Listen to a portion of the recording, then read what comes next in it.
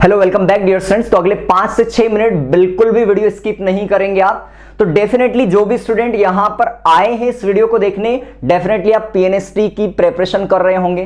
देखिए PNST exam जो है काफी दिनों बाद नोटिफिकेशन आया है और डेफिनेटली कई सारे स्टूडेंट जो थे वो इसका इंतजार कर रहे थे, हम जैसे टीचर्स भी इसका इंतजार कर रहे थे। तो देखिए अब फाइनली हम बात करने वाले हैं कैसे आप इस अगले एक महीने में, क्योंकि एक महीने के अंदर एग्जाम ही आपका आने वाला है, तो इस एक महीने में क्या वो चीजें पढ़े, क्या छोड़े, क्या नहीं पढ़ना चाहिए, क्या करना चाहिए और कैसे सिलेक्शन लेना चाहिए, क्या वो राइट स्ट्रेटेजी होती है जिसकी वजह से आप कॉलेजेस के अंदर पहुंच पाते हैं और कौन सी वो गलतियां होती है जिनसे हम सिलेक्शन से बाहर हो जाते हैं। उन कुछ इंपॉर्टेंट चीजों को यहां पर हम डिस्कस करने वाले हैं। तो बिल्कुल देखिए, सबसे पहले अगर आप बात करेंगे, हमने कई सारे सिलेक्शन कंटिन्यू दिए हैं। आज बीएससी नर्सिंग के अगर आप देखेंगे अलग अलग कॉलेजेस में, तो मेरे पढ़ाए हुए स्टूडेंट लगभग सभी कॉलेजेस के अंदर एमपी के अंदर आपको मिलेंगे।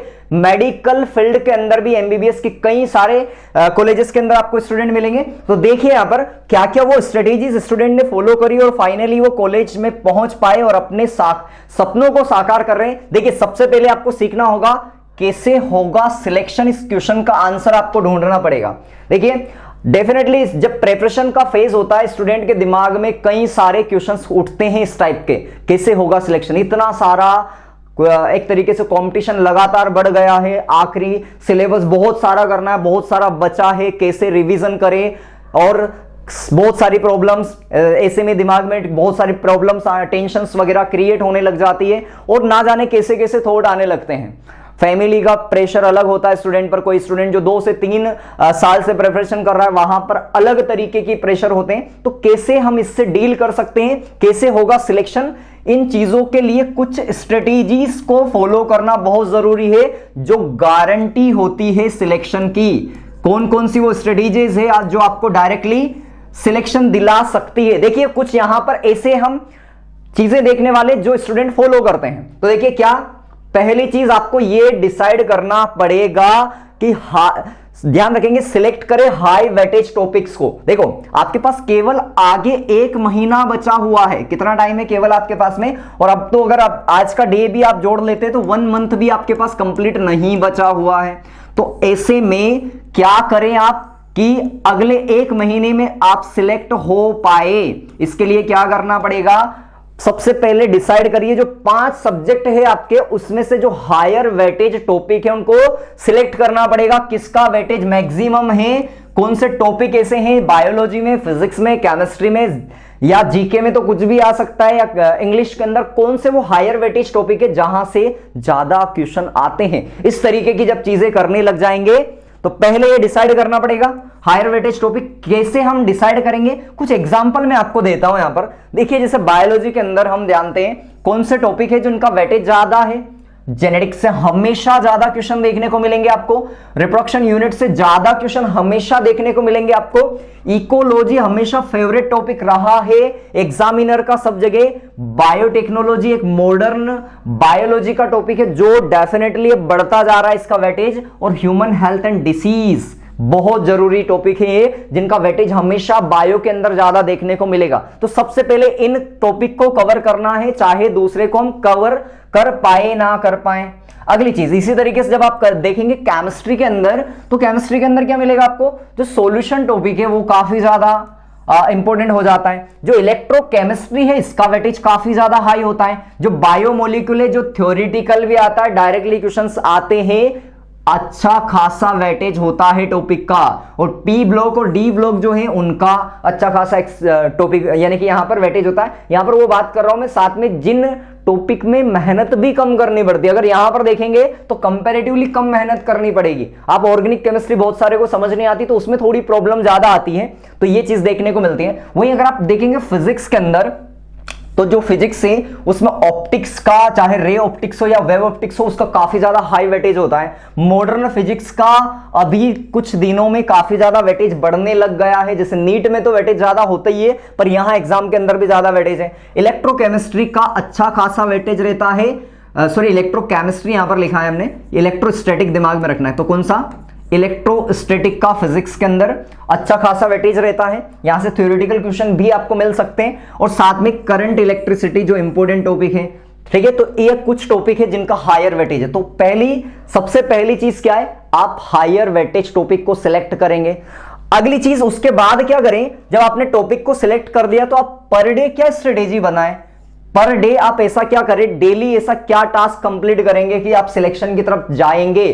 क्या ऐसा स्टूडेंट करते हैं डेली आखिरी टाइम पर? तो देखिए, सबसे पहले आपको सब्जेक्ट वाइज डेली आपको कुछ स्ट्रेटेजीज तैयार करने की जरूरत है। आपके पास अभी 5 सब्जेक्ट है, बायोलॉजी है, जीके है, इंग्लिश वाला पार्ट है, केमिस्ट्री एंड फिजिक्स है। तो ये जो 5 सब्जेक्ट है इसके अंदर क्या करेंगे, सबसे पहले आपको डेली टास्क होना चाहिए कि हमें सबसे पहले इनके जो कोई भी पर्टिकुलर टॉपिक आपने एक दिन डिसाइड किया है उसमें क्या करें, आप उसके कॉन्सेप्ट क्लियर करें। कॉन्सेप्ट क्लियर का तरीका क्या, या तो आप लेक्चर देखें, चाहे या आप अगर ऑफलाइन क्लासेस आपने ज्वाइन कर रखी है तो वहां पर प्रॉपरली टॉपिक को कवर करिए।